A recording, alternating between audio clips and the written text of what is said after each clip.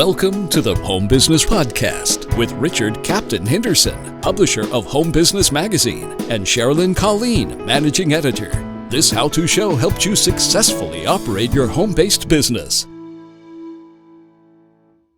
Greetings and welcome to the Home Business Podcast. I'm Richard Captain Henderson, your skipper at Home Business TV. And I'm Lynn, your co-host. Let's secure, foresee, and get underway. As a home-based entrepreneur, you are a leader. Even if you may not have direct employees, you are still leading a small army of contractors, vendors, partners, family members, customers, and more. So how do we unlock the secrets to becoming a successful and effective leader in today's fast-paced world? Our esteemed podcast guest today talks that change is so rapid that leaders must do much more than stay the course to be successful. John Maxwell says that if leaders are not nimble and ready to adapt, they won't survive. To help with that survival, John Maxwell has his new book, Leadership, 11 Essential Changes Every Leader Must Embrace. John Maxwell has sold more than 30 million books in 50 languages and has been identified as the most influential leadership expert in the world by Business Insider and Inc. magazine. So, greetings, John Maxwell. Welcome to the Home Business Podcast. Say hello to our listeners. Hey, it's great to be with you, and Richard and Lynn, it's great to be with you also. Thanks for having me. Yeah, thanks for coming on. Well, we're at 20 below, and you're in beautiful, what was it, West Palm Beach, Florida? Yeah. 70 degrees, sun shining. Beautiful. God's country. Great. We'll be down there tomorrow. Absolutely. Look at my flight. So, John, you've already written more than 20 books about business and leadership. How did you decide it was time to write this particular book? Well, then, what happened really is I'm writing all the time. And so I'm writing books all the time. And sometimes when a book comes out, it may it's in the incubator maybe for 10 years. I'm just working on it and keep playing with it until all of a sudden I say, this baby's ready to be delivered. And so with leaderships for about 10 years, I've been noting that the leaders that excel the best are the ones that move the fastest. They're agile, they're adaptable, they're flexible. And so as I'm watching the culture speed up and things going much faster, I decided now's the time for the book, because the book is all about how to adjust and how to stay in front, how to see before others see, so that you can, do more than others can do. So it's all about strengthening and sustaining your relationship, which is based on being able to move fast. For example, I was getting ready to speak for a conference recently, and their theme was fast forward. And they said, what does that mean to you? I said, well, fast means fast. In fact, fast is faster than it's ever been before.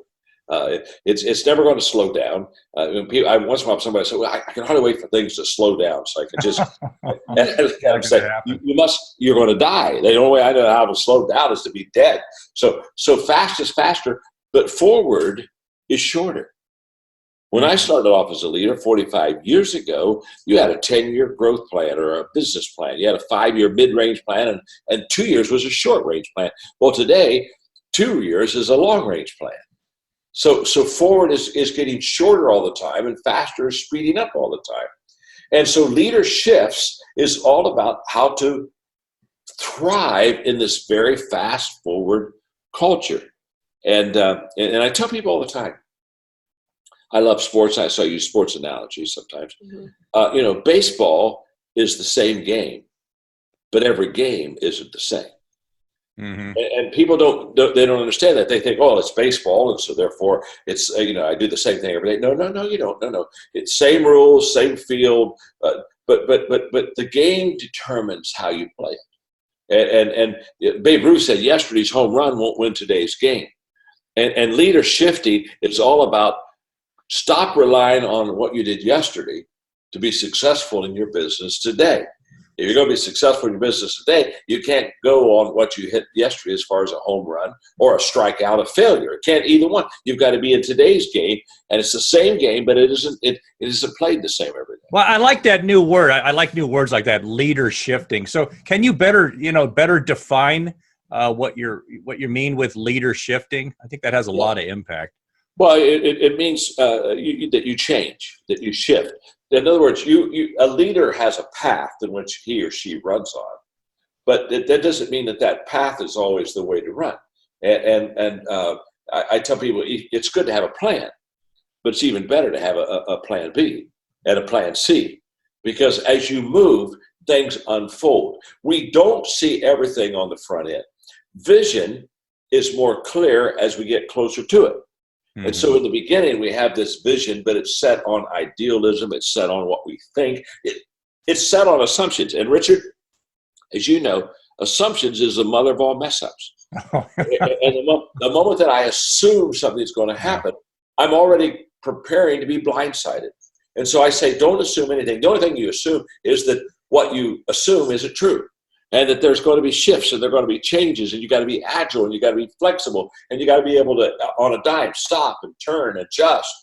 I like what you said about being ready to adjust and shift, because like when I was in the military, we had a saying that your plan is only as good until the first shot, and then you're constantly modifying your plan.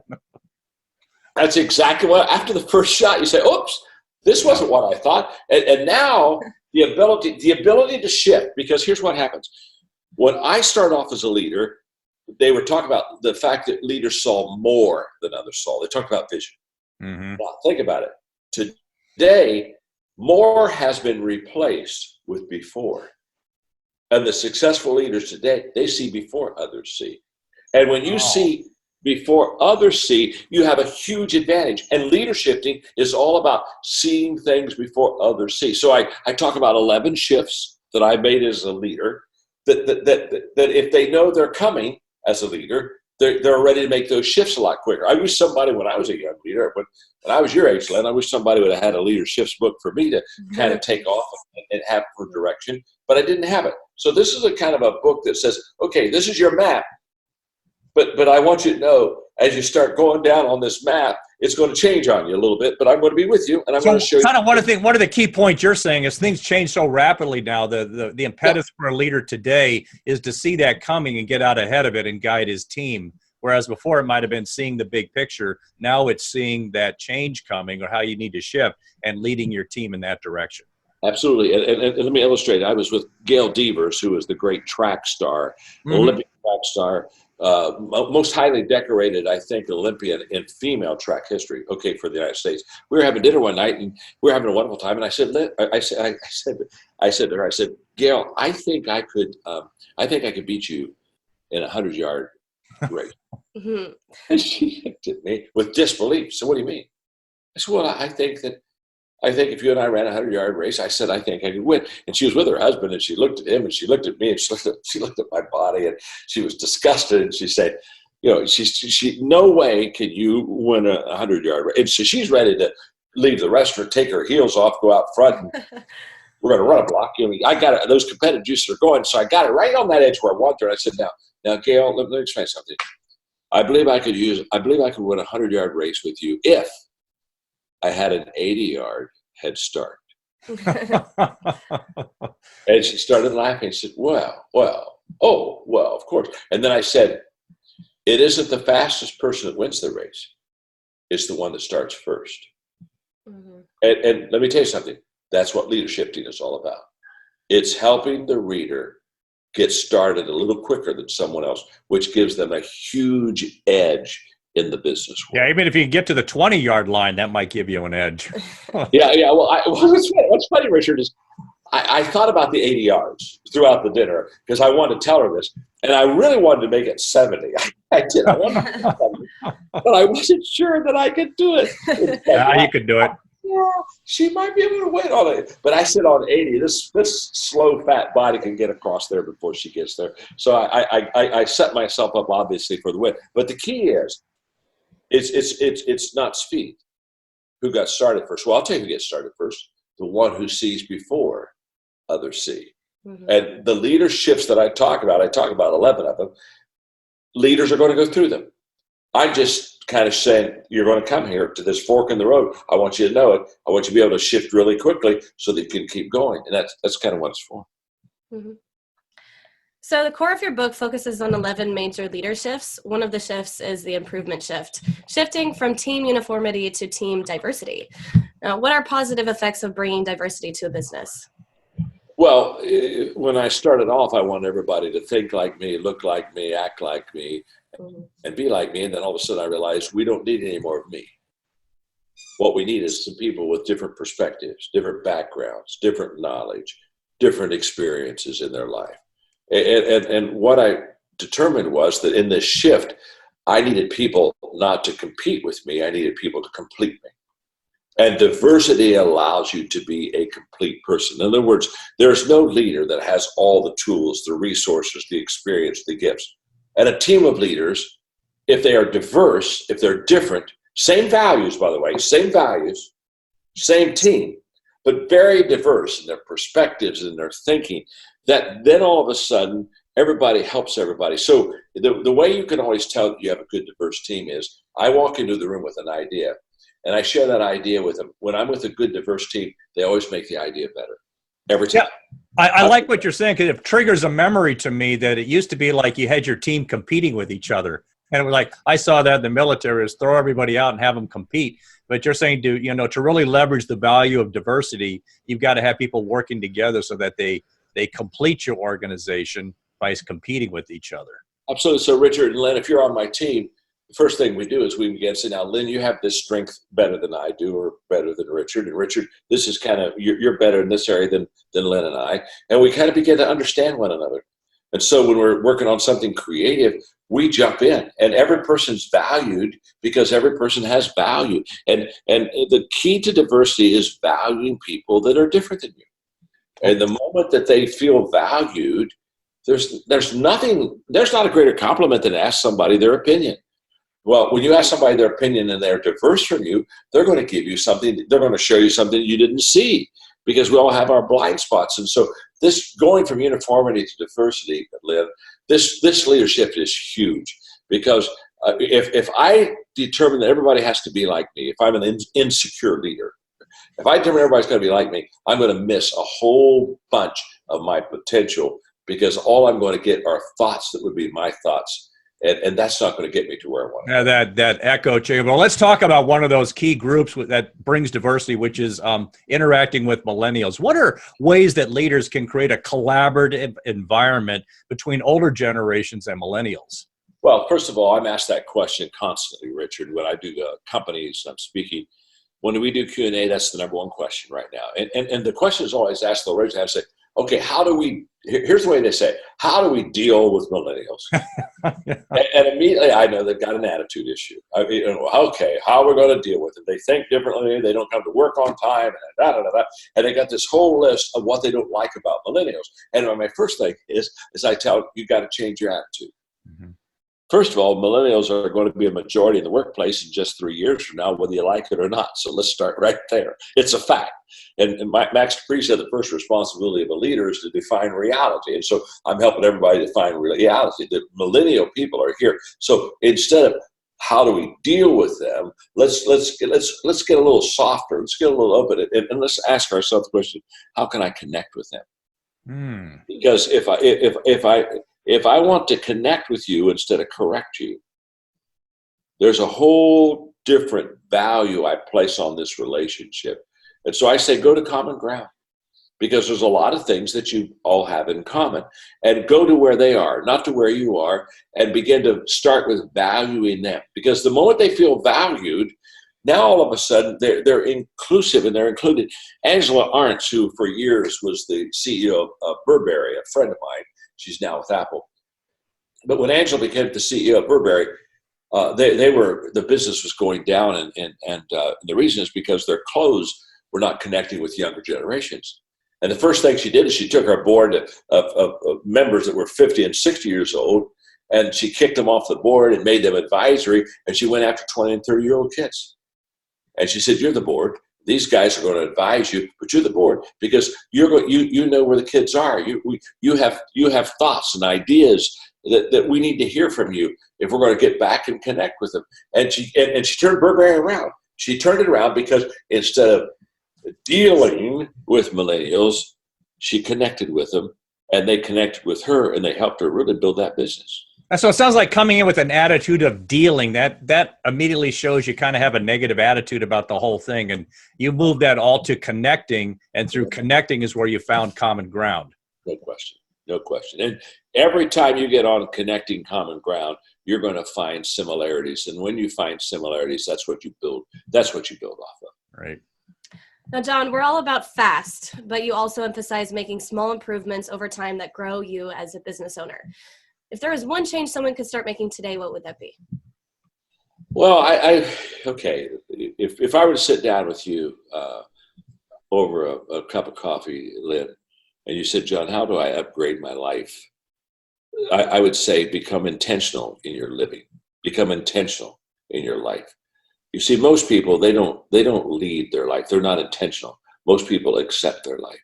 They're unintentional. In other words, they get up every day and wonder what's going to happen.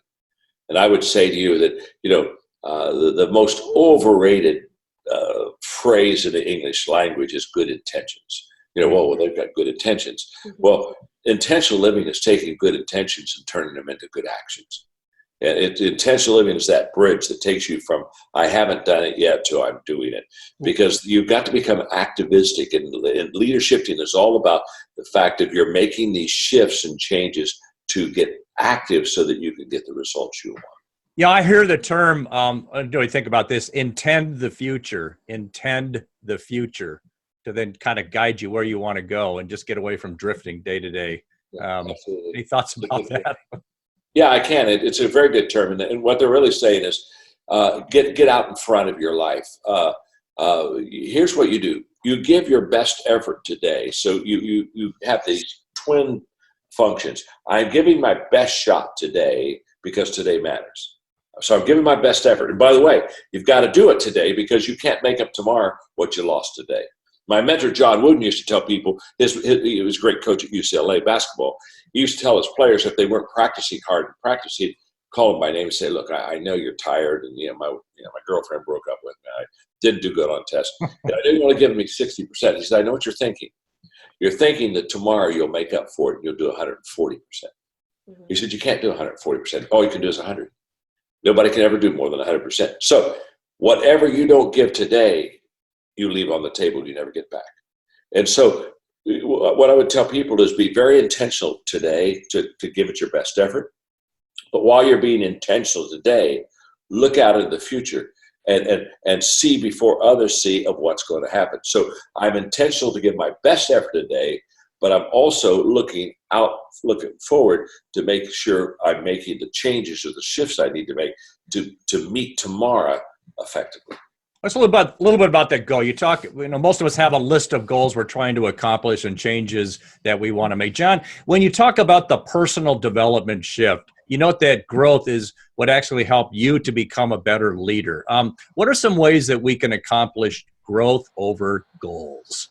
Well, first of all, understand that growth is more important than goals. I started off setting goals, but I realized that once I reached the goal, I'd say, now what's next? But if you are growth minded, you never come to the finish line. You never go to what's next because you're still expanding and you're still developing yourself and you're still in growth. So I tell people all the time, really, there is no finish line.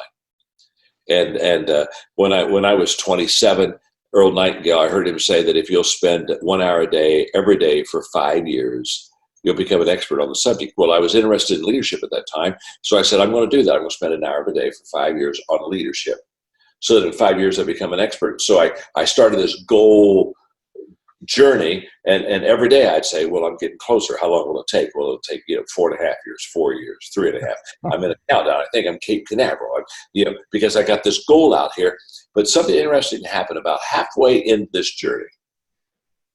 I quit asking how long will it take because I was being changed inwardly by my growth. Don't they say that life's a journey, whatever you want to go is a journey, but there's no destination? Yes, what I would say is that if you are a goal-oriented person, you will put a finish line out there. And let me tell you when you put a finish line out there, when you cross the line, guess what? You're finished. You're finished. But if your growth mindset, that finish line is always before you. You never get there. And it doesn't frustrate you because the joy of learning and growing and expanding and developing capacity is so much greater than the finish line ever would be anyway. Mm-hmm. John Maxwell, this has been a great discussion on your new book and leader shifting. Do you have any final points you would like to share? Well, I'd just like to thank Home Business for letting me come and share with all the people that are watching. And I hope that I add value to you. I hope I add value to them. And I know that the Leadership book is a book that it'll be a great friend. It'll take them to a level in their leadership that perhaps they wouldn't go without us. So thanks a lot for letting me share. Well, I'm sold. We've got to start leader shifting. Well, John Maxwell, thank you for being such a great guest on the Home Business Podcast. Thank you. My joy. Yes, thank you so much for coming on our show. To learn more about John Maxwell and his book, Leadership, 11 Essential Changes Every Leader Must Embrace, visit www.johnmaxwell.com or our website for more information on guests. Thanks for joining us on this episode of the Home Business Podcast. Share your feedback with us on Facebook, Twitter, or Instagram, and on our website, homebusinessmag.com. Visit the website for information on advertising. Subscribe to our newsletter. Please visit our sponsors. For more info, visit homebusinessmag.com or the expo at homebusinessexpo.com. I'm Richard Captain Henderson saying anchors away. We'll talk with you soon. Until then, make it a great home-based biz day.